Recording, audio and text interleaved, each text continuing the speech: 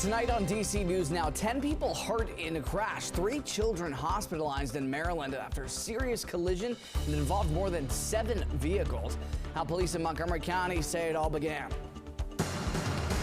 And wild weather to start the weekend with damaging gusty winds in the DMV. We'll show you the latest radar coming up. Plus, more troops killed. Iranian strikes in the Middle East ramping up pressure on the months-long war. We'll tell you where American service members were killed, even more hurt as we await whether the U.S. military responds. Lightning sparked this house fire. We'll tell you how a family was alerted to the active blaze this morning, just how much damage was left behind. Diving into some back-to-school savings, it's never too early to stock up on classroom essentials to set up a successful year of learning. Well, we're finding ways to stretch your dollar to avoid penny pinching. You're watching the station covering all of the DMV. This is DC News Now. Good Saturday evening. Thank you for joining us for DC News Now at 6 o'clock. I'm Ben Dennis. Well, your top story tonight. Those storms packed a punch, made their way through the DMV this afternoon. Check this out. This is a tree onto a house. Significant damage in Frederick County, Maryland. That occurred on Mountain Church Road in Knoxville. That photo right there, a roof blown clean off of a barn in Fauquier County, Virginia. Scott Sumner, our meteorologist, has been tracking all of this afternoon into the evening hours. Scott, I understand that there's another chance for potentially even more storm damage. Right. We are still waiting for a front to arrive here, Ben. That will come in this evening. But right now, we have been chopping away at the severe thunderstorm watch, which goes till 9 o'clock. This has just been updated because 2 minutes ago, there was a lot more yellow on the map, so that's some positive news here.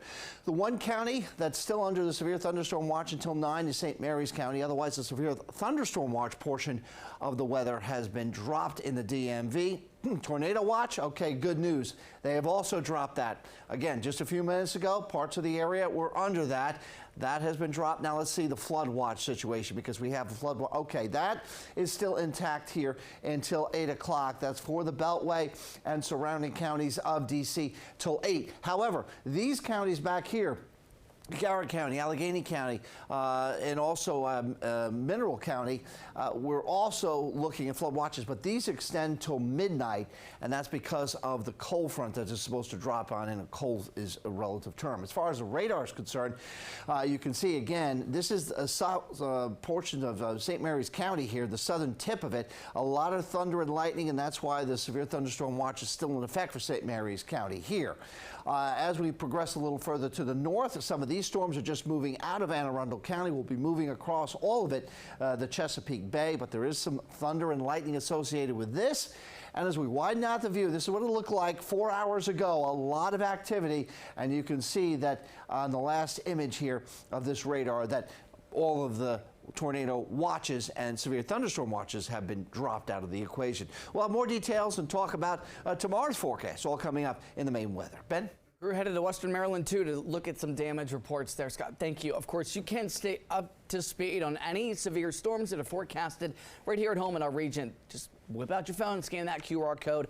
This will take you to the DC News Now weather page.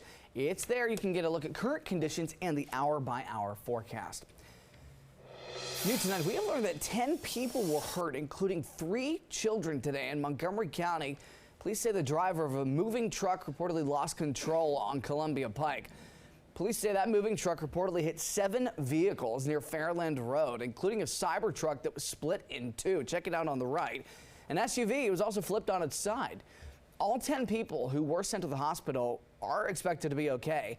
8 more people were checked out for injuries, and they declined to go to the hospital.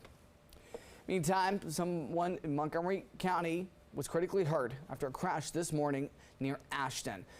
Police sharing limited details. However, they say this occurred around 6:15 a.m. when first responders were on scene on Ashton Road, where someone had suffered those critical injuries, but no word exactly how this crash unfolded. And a Maryland family of 5 is without a home tonight after intense flames ripped through their house this morning. Check out these photos. One firefighter was also hurt. Montgomery County crews say they responded just after 7 a.m. along Warfield Road. That's between Montgomery Village and Laytonsville. The investigators say they think lightning sparked all of this. Those living at the house reportedly heard a loud bang around 4:30 this morning. They looked around, found nothing, but later smelled smoke just before 7 and saw a haze coming from the second floor bedroom. The injured firefighter is expected to be okay. In the district, federal officials continue forward with plans for a new ICE headquarters. The project in D.C. was first announced during the Biden administration at the old St. Elizabeth's campus in Southeast. Work is ongoing for that project, and our Dave Laval reports why demonstrators opposed it. No ICE HQ! Demonstrators turned up the heat Saturday afternoon. Nearly 4 dozen people gathered for the protest at Malcolm X MLK Unity Park, sponsored by the Party for Socialism and Liberation. Cam White is one of its members. ICE is a destructive and destabilizing force on all of our communities. The protest happened not far from the St. Elizabeth's campus, where ICE is building a new headquarters. Work has been underway since the project's approval in 2023. Ralph Nix is among those who don't want it. I'm sick of ICE operating in the streets illegally and killing people. ICE has been under fire following several deaths of people around the country during encounters with ICE agents, including 2 this week, one in Maine, the other in Florida. The district is not the only place where protesters are taking to the streets to oppose ICE. This is one of about 70 demonstrations being held around the country. The protest lasted about half an hour. Organizers said more demonstrations are planned. In Congress Heights in Southeast, Dave Laval, DC News Now. Hop on issue, Dave. Thank you. Meantime, we're covering a controversial plan in Maryland. Montgomery County is considering a bill to prevent former immigration or Border Patrol agents from working for the county. This would apply to ICE or border agents hired after last October and worked for the agency for at least 6 months, half a year. Opponents argue this unfairly targets people based on their past job experience instead of being measured by their qualifications. Supporters, though, say it will help restore trust within the community. Fears of interacting with even the county government, what's happening to their information, how are they going to be treated, and we need to be taking every action that we possibly can to maintain the trust that we do have and build back any trust that we have lost. Keep an eye on that one. Turning to the war in Iran, the U.S. military says 2 American troops were killed, 4 more sent to the hospital. They say this came after an Iranian attack on an American base in Jordan. 1 more service member is reportedly missing tonight. The U.S. and Iran have increasingly exchanged fire in recent days. The U.S. military says Iran's strike last night came in a drone and a missile attack, marking the 16th death of an American service member since this war began. More than 430 have reportedly been hurt. The names of those killed overnight have not yet been shared. In Virginia, Governor Abigail Spanberger is taking time to pause and reflect on her first 6 months in office. She talked to reporters, and Spanberger says she's excited about what her administration has done so far. Those reporters were not allowed to record video or audio of that conversation, but they were allowed to snap a few photos. Spanberger highlighted new laws that cap out-of-pocket insulin costs for some Virginians and laws that give tenants more time to pay what they owe in rent before a landlord can evict them. However, the Republican Senate Minority Leader says some bills that the governor signed make life more expensive for families. One of the first pieces of legislation the governor signed was one rejoining RGGI, which is a tax on everybody's power bill. Over the course of 6 months as governor, Spanberger added that she's learned about the need to over-communicate. America's 250th birthday celebrations, they are ongoing. People hit the books. Arlington Library hosted Library Fest. The celebration had featured historic cultural demonstrations and spoken word performances, of course, arts and crafts, including a large-scale Lego sculpture of the U.S. Constitution. That's pretty cool.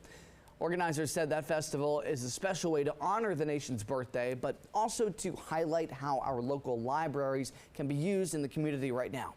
Libraries are open for all, and today we are open for the entire community to celebrate the nation's 250th anniversary in a way that's special for libraries. We have this great passport where people can learn about all that's going on and kind of run through the day and make a fun activity of it all.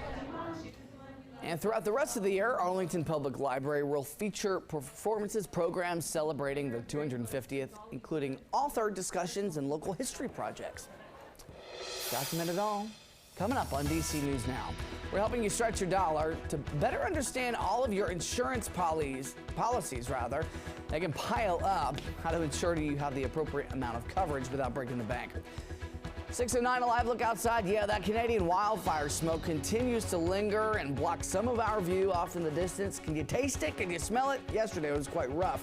When might it go away? Plus the storms that could be creeping in soon. Coming up.